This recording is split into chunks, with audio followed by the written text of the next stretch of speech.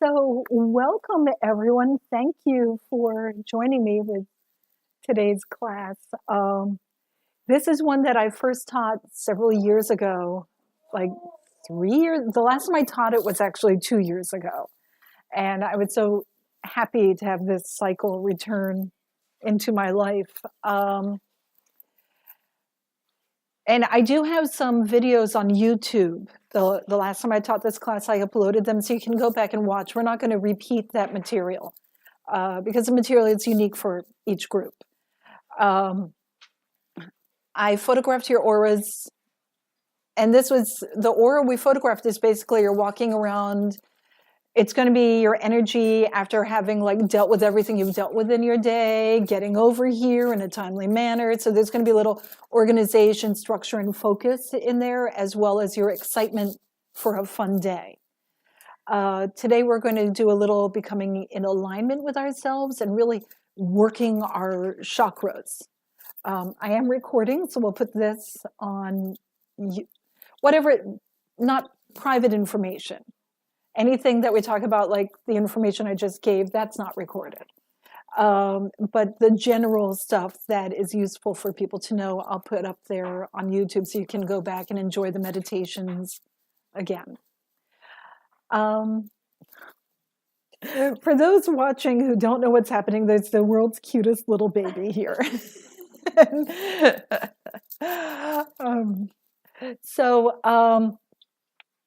One of the things that we're going to talk about today is I'll just speak for myself rather than what of my energy is my energy. What of my energy is energy I'm bringing in from viable, clean sources, from divine and dimensions and from earth and nature. And what of my energy is being brought in from the world around me. And how much of this is me and how much of it is debris that is attaching itself to me and then I think it's me. Because that debris is a good way for us to like lower our vibration and start self-doubt and go into like places that keep us away from being ourselves.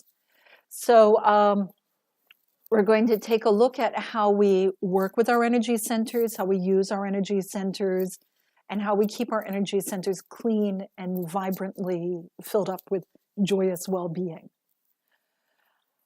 So first we'll talk about the aura pictures we just took. The colors of the aura are related to the chakras that are powering up our energy field. All of this was originally drawn up and charted by ancient Hindu monks who were very good at seeing energy. So when you see like a lot of red in your aura, then you know that this is a person who's very grounded and very in touch with nature energy.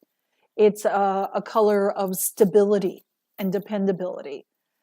If you see someone who is all pink, then you know this is a person who's just like filled with divine love and really not much else. When a lot of people think among our spiritual peers that you don't want to be grounded because then you're too physical, and this is false. Being grounded is so important because it allows you to connect with all of nature energy and nature magic. It also allows all of the beautiful divine love that flows into you to flow through you into earth. If you're not grounded, then there's only so much divine love you can absorb before you're full up. And then it just flows around you, but not through you. The more grounded you are, the more energy you can receive, which means the more energy you can send out. So it's really, really important to be grounded. Most people I know who work with shamanic work or animal spirit work or nature work have a lot of red in their aura because they're very grounded and they're very powerful for that. As you go up, a lot of orange is working a lot with your sacral chakra, which is the seat of divine intuition. They talk about it being the birthing chakra.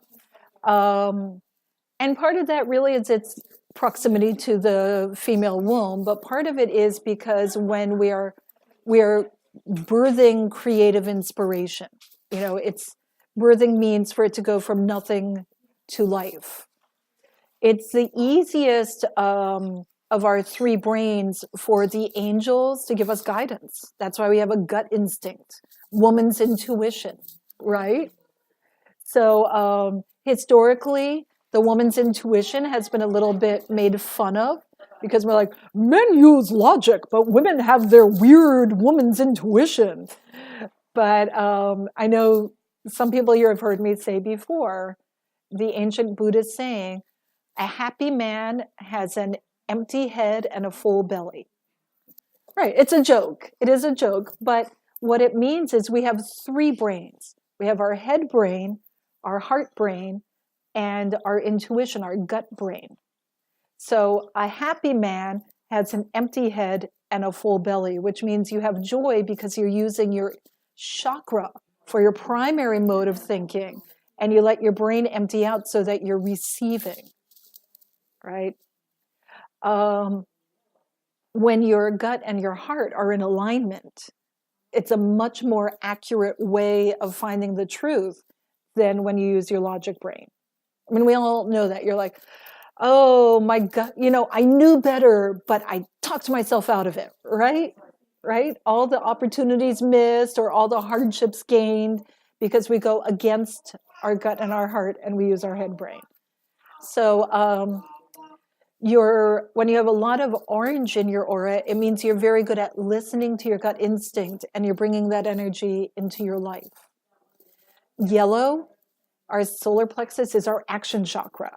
It's what makes things happen. When you have a lot of yellow in your energy, that means you are really making things happen. People who are all yellow but have no orange are people who are all action but no inspiration. People who are all orange and no yellow are our friends that you're like, oh, this person's so creative, such a brilliant artist, but nothing ever happens. When you have orange and yellow team together, then you have someone who is putting action to their creative energy and they're making inspired action. When they have red on top of that, that means it's dependable, accountable, inspired action that will have meaning and impact, right? So, of course, heart chakra is all about blue or pink, because it depends on what kind of love. Is it love for people? No, I'm sorry, green and pink. Is it love for people? Is it love for nature? Is it divine love? I know other people say throat chakra is blue, but I've seen a lot of divine love be sort of indigo blue, and a lot of pure love be like a pale blue, like you had in your aura. That's like white and blue mixed together, which is like true purity of being, creating healing. So when you read auras, we generally say green is the color for healing and caregiving, like on a physical and natural level. So a lot of people with green are like teachers, therapists, social workers, nurses, doctors, medical field, professional caregivers, elder care, or people who work in nature. People who have a lot of blue are people who give a lot of love, healers, caregivers, like spiritual leaders, mentors, people who give love on more of an emotional and spiritual level. And a lot of times you see green and blue mixed together. And a lot of times they'll be very pale. There's a lot of white in there because that's pure intention for your actions. Pink and purple are increasingly love and divine. Gold is like you're really connecting your higher chakras above your head, tapping into the cosmos. So all of these colors, while they're connected to chakras, we have more chakras than just the few that run through here. We have chakras all through our body. We have chakras out of our body. So the colors that you see help you sort of determine where your energy is. where you have air gaps and it's black, that means that you're not really connecting right there to that energy center. Like everyone I know who is a professional space clearer or like removes dark entities, they have a huge black around them because they're going to clear out dark energy. They don't want to absorb any dark energy. So they're like, they put up a wall of protection.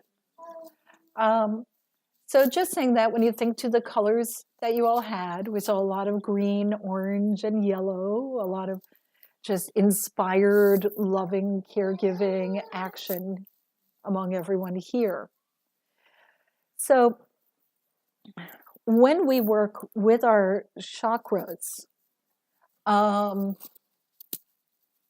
there are two things that come up that prevent us from really bringing our full energy, our inner fire, to fruition. The first one is someone goes, oh, I have a blocked chakra. And they leave it at that. All right, well, okay, so you have this information. One of your chakras is blocked. What do you do with it? Well, it's blocked. So what will you do with it? Well, I don't know. It's blocked. I guess I have to go in and do all the therapy and return to the state and release. It'll be a lot of work, a lot of tears. I'm like, oh my God, no. Or they're, well, it's blocked, so I ignore it. I'm very uncomfortable with that chakra. You know, and I do the same. Like one time I was doing a singing bowl concert with some people. So we're on stage and I'm doing the upper chakra. I have like all these different types of singing bowls for the throat on up. And I'm not doing the throat. I kept saying, no one wants to hear that one. That's the boring chakra. I'm like, oh, apparently I have a little work to do on myself. So, you know, when you learn these, you're like, oh, okay, so why am I blocking the chakra? Is it self-protection? Maybe I speak up and people get mad at me, so I don't speak up. Maybe not everyone wants to hear about their past lives that are hanging out with them, or the fact that I can read their loud thoughts, or I know what they were doing just before they walked in the room because they're still wearing the energy of it. Some people get uncomfortable and they think I'm weird, and then they don't want to like talk with me. So I protect my throat chakra. I see everyone here can relate. We were having a conversation earlier about how do we find our tribe. It's when you say the weird things and everyone's like, oh yeah. And they're like, I'm among my tribe. And those are the people that you then say you want to meet for tea sometime and get together and hang out.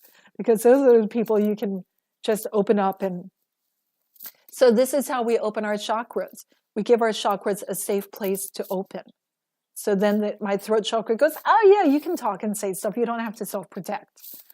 And almost like once you give it that permission, like for me, I can almost feel like protection sliding away and light can come out. Another way to clear a chakra is if you imagine, like you'll find when we do our meditations, I always start with, not always, usually, relax your feet and let all the energy flow through your feet, because we're opening our root chakra first. And then relax the top of your head.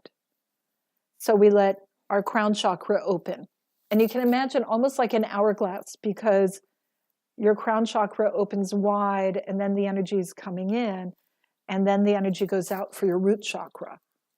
If you can have your root energy wider than your crown energy, which it will naturally do, then you can, as wide as you open your crown, your root will always open more, so you can always expand even more as you wish.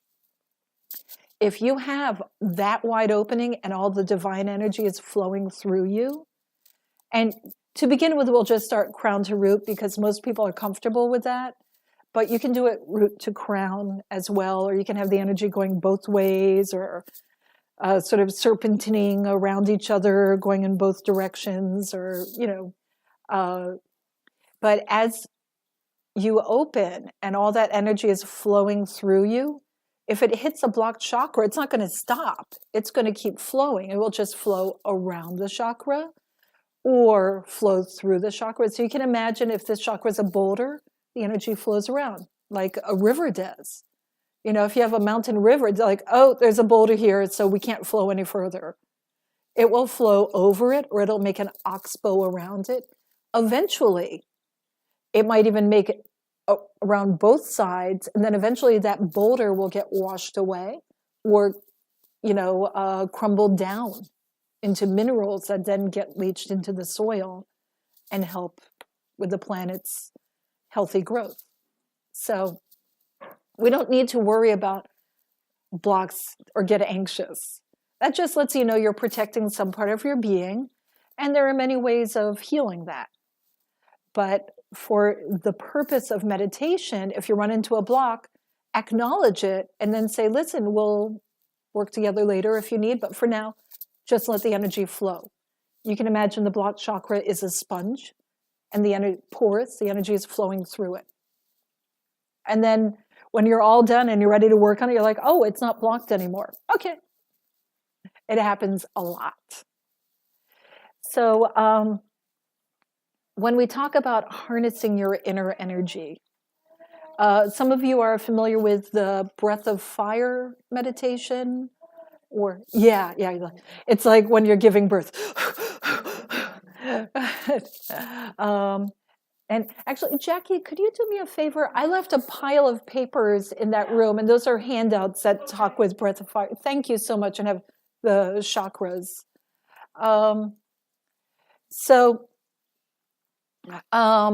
There are different ways of using breathing, but we all know that, like, when you're building a fire, you want to breathe on it to expand it. So when we're building our inner fire, we want it to be able to blossom and expand.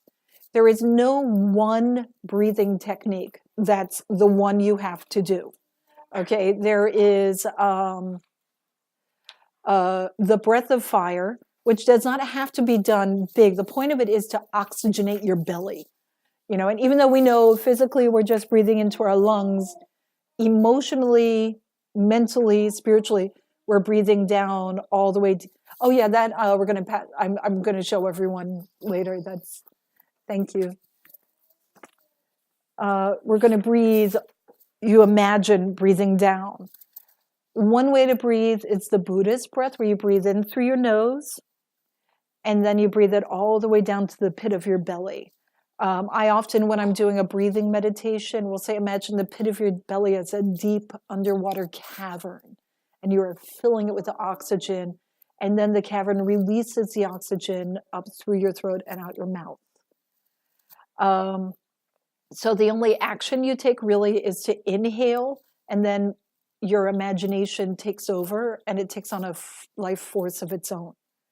You can imagine a campfire, and you are breathing in on it through your Buddhist breath, and you're like sending, like, when you're starting a fire at first, you go, but then as it gets bigger and bigger, like, so you can start with that as a segue to the breath of fire. So you're warming up your lungs, and you don't just hyperventilate and fall over. Breath of fire does not have to be big, deep pants. It can be anything that starts the flame. So it can be slow. It can be breathing in on a count of 8, hold for a count of 4, out on a count of 12. Often in this breath, you will breathe out for longer than you breathe in, so that all the CO2 and the debris that in-breathing releases is allowed to release from your body. It's a way of cleansing. There's shamanic breathing, where you breathe in and out through your nose. Your mouth, open or closed, doesn't matter, because it's not active in this. And you breathe in on like a count of 8, and then you breathe out on a count of 6, and then back in on 8. So you're actually bringing in more oxygen than you're releasing. And when you do like shamanic ceremonies, sitting in meditation, clearing your chakras and breathing like this for like 10 to 30 minutes is a way of building your power before you do your ceremony. And I'll tell you, when I do shamanic breathing, first of all, I'm convinced that I'm suffocating myself and I'm going to die any moment. Even though I'm bringing in more air than I'm releasing, it is not a naturally comfortable one. It takes some working to do. And then the other thing is after like 5 minutes, I am pouring sweat. But it gets your energy up there. And I'll tell you, like, the world responds. You are building power. I did this once with in a shamanic ceremony, and like vultures and falcons were circling overhead, and like animals were coming. It was like we were outdoors in a beautiful sanctuary, and nature was being called to us as we were doing the breath work. It's very, very powerful. The third breathing is one where you release your control on the breathing. I mean, honestly, we go through all day, every day. We're not thinking about breathing. Our body just knows how to breathe. So what you're doing is, as you're allowing your body to breathe as it wishes to breathe, you are imagining the energy that's coming in. You do a calling of the energy. And this one, you really do through your crown chakra. And you open your crown chakra as wide as you can, which again means your root is open and you have all the energy flowing through your chakras. And you call for divine energies to fill in. And with each breath becomes molecularly bonded with divine energies that are flowing in. This is great for like angelic work. It's great for very high connection. It's great to do if you're going to do mediumship or connecting with your higher self, visiting other dimensions, all of that. If you want to have a one-on-one with an ascended master, this is a very good breath to begin with. So, and it's amazing because the energies of each breath are very specifically different, and your body feels different, and the energies that you attract are different.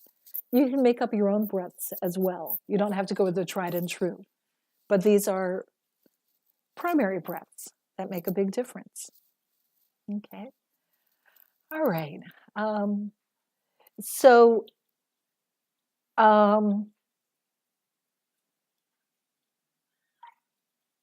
Okay, I'm sorry, I'm just getting a little energetic chatter coming at me.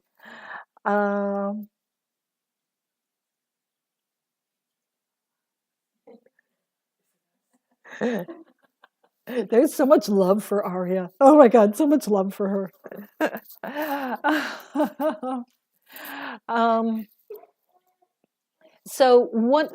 This is what they're telling me. The first thing we want to work on is, you know how when you're in guided meditation and you have someone leading the meditation, especially if they're doing a chakra opening and alignment meditation, and you're there with them and you're feeling so open and you're receiving great messages, however you're receiving, visual, emotional, downloads, auditory, whatever, you're just sensing, whatever.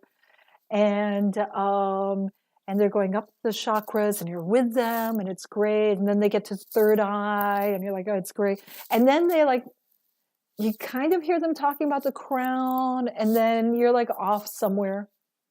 And then as they're coming back down, they like pick you up. Like they hit the crown and you're like, oh, where was I? And then you get more and more to yourself as you get back down. And then afterwards, people are like, oh, when you were like in this chakra, the third chakra above the crown, I really felt the angels when you called them in. And you're like, what? Where were the angels? What? Okay. Like we've all had this sort of experience.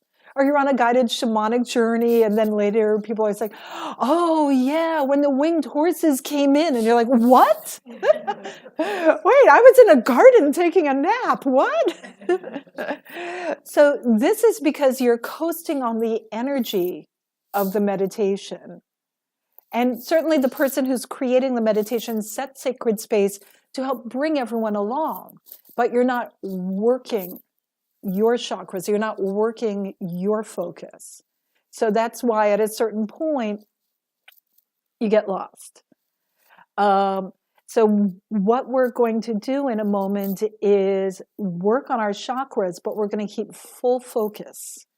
And at first you're like, man, this is a jip. It's so much more fun when I coast. Then I feel really good. Now I feel like I'm like practicing the scales on a piano, or, it's homework. It's not fun. Spiritual is supposed to lift me up. This is not fun. But the more you work your muscles of being able, your spiritual muscles, the more you're able to keep your focus.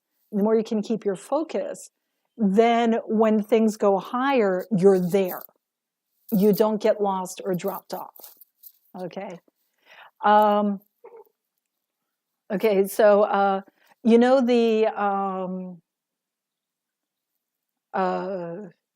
the modern, or in the modern Bible, when they talk about Jesus and he's in the Garden of Gethsemane, and he wants everyone to sit with him all night meditating, and everyone keeps falling asleep.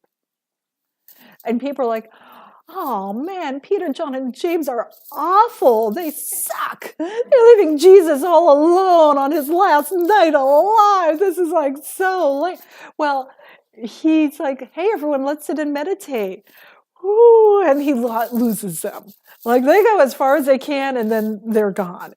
That's what it's all about, right? So if they had been working their inner muscles a little bit more, they could have stayed a little more awake with him. But he took them someplace where they were just left on a park bench somewhere. Okay. So that was a little message I was asked to share with you all. So now you all have a little bit of Bible knowledge that most people don't.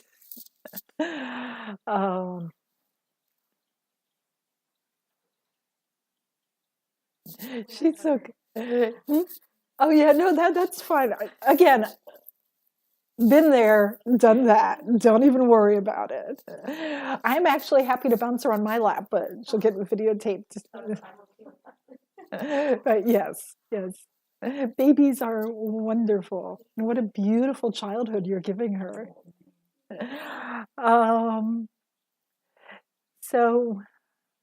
Right. So we're going to take a moment to do a meditation in which we're going to work our chakras, and then and keep an awareness of them. Okay, I'm sorry, my guides are like super active. So you guys already have like very high vibration in this room. They're saying, don't just do the one where we follow one chakra to the other to the other.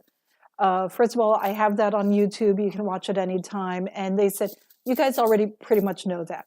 What they want us to do is take one chakra and connect it to another, and then go back and take it. They're going to have me going. So we're going to become aware of each chakra. And then we're going to see how it feels when you connect like your third eye to your solar plexus. When you connect, we release, align with all the energy, and then bring out the throat, and then connect the throat to the root. And then release the throat and move the root immediately to the heart. Or, so we're going to play a little ping pong with our chakras. And the point is for you to then feel like how powerful the chakras are when they're reinforced and supported by their buddy chakras. Okay?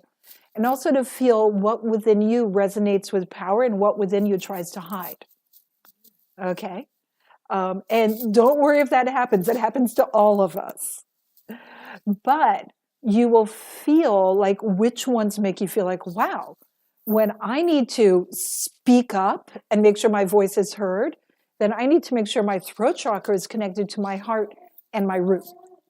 Otherwise, I'll have the little mouse voice. But when I do that, and when I want to make sure that like I'm speaking to someone and they receive what I say, then I want to make sure my throat chakra is connected to my heart and my sacral chakra. And then they hear what I say without getting defensive. Like, this is the kind of thing we're going to work on right now. Okay? Yeah, we can turn the light down.